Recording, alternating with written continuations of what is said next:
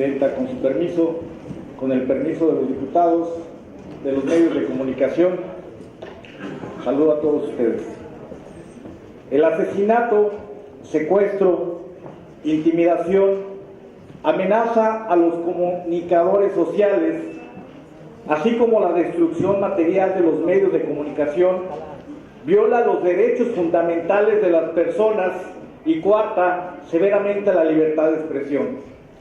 Es deber de los estados prevenir e investigar estos hechos, sancionar a sus autores y asegurar a las víctimas una reparación adecuada.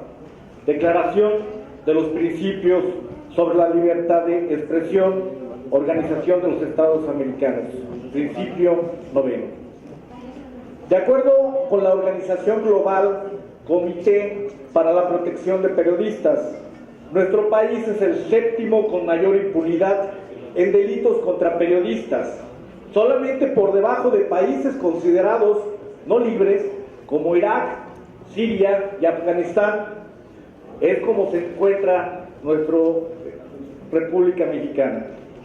En América Latina, únicamente Colombia acompaña a México en este penoso listado, el cual se conforma por estados en donde un mínimo de 5 homicidios cometidos contra periodistas han quedado sin castigo. Según la organización Reporteros Sin Fronteras, en el 2015, en la última década, México se ha convertido en uno de los países más peligrosos para ejercer el periodismo. Actualmente, el principal obstáculo para el ejercicio de la libertad de expresión lo es la violencia, las amenazas y la intimidación en contra de periodistas y trabajadores de los medios de comunicación, que les obliga en muchos casos a la autocensura con la finalidad de proteger su integridad y la de sus familiares. Más lamentable aún, según cifras de organizaciones de la sociedad civil, el 48% de las agresiones contra periodistas son cometidas por un funcionario público, tanto en lo material como en lo intelectual. Resulta extremadamente preocupante que quien debería brindar protección se convierte en el principal perpetrador de los ataques. En materia de derechos fundamentales, el asesinato, secuestro, lesiones intimidatorias, así como amenazas, incluso a través de las redes sociales, coartan drásticamente la libertad de expresión, estancando el crecimiento cívico y democrático de nuestro país. Para darnos una idea de la magnitud del problema, solo durante el último lustro, de acuerdo con la Comisión Nacional de Derechos Humanos, habría sido asesinados más de 55 periodistas y comunicadores en nuestro país. Así también se cuenta con al menos 20 periodistas que se encuentran desaparecidos.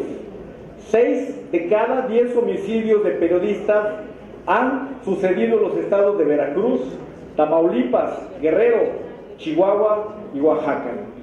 El asesinato de periodistas y trabajadores de medios de comunicación constituye la forma de censura más extrema.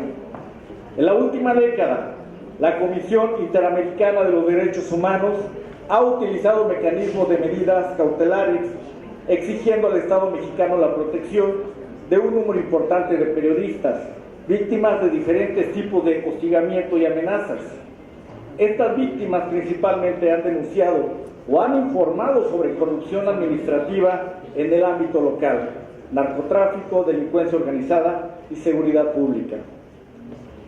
De acuerdo al informe de la Organización de los Estados Americanos, OEA, al respecto, en otras formas de violencia se encuentran los actos de ataques a la infraestructura de los medios, la destrucción del material, ataques cibernéticos, llamadas intimidatorias y seguimientos. En muchos de los casos, los agresores entraron a los domicilios de los periodistas y robaron el material investigativo o elementos claves para el mismo, como por ejemplo las computadoras. En el informe de la situación de los derechos humanos en México, dado a conocer a finales del 2015, da cuenta del caso guanajuatense en el que la periodista del Heraldo de León en Silao de la Victoria, Carla Janet Silva Guerrero, fuera víctima de severas lesiones y amenazas por varios sujetos. presuntamente como consecuencia de haber puesto en evidencia la carencia de servicios municipales, la falta de transparencia y el derroche de recursos. Si bien la recién vinculación a proceso penal del entonces alcalde de Silao de la Victoria, Enrique Benjamín Solís Arzola, independientemente del posicionamiento de las autoridades judiciales sobre su presunta responsabilidad en el lamentable suceso, permite tener la expectativa de que no habrá impunidad. No podemos ser omisos en la labor que como legisladores nos corresponde. Facilitar los medios legislativos para la prevención, investigación y sanción de los actos de violencia en contra de defensores de los derechos humanos y periodistas se hace presente como un reto preponderante. Desde este Congreso del Estado de Guanajuato, conmino a que trabajemos juntos, los tres poderes de la entidad, en los diferentes órdenes de gobierno, los organismos autónomos, de la mano con las diversas organizaciones de la sociedad civil que velan por los derechos humanos de los grupos más vulnerables y de las y los comunicadores. Diputado, permítame. ¿Para qué fin, diputado de la Cruz? Gracias, diputado. ¿Me permite una pregunta?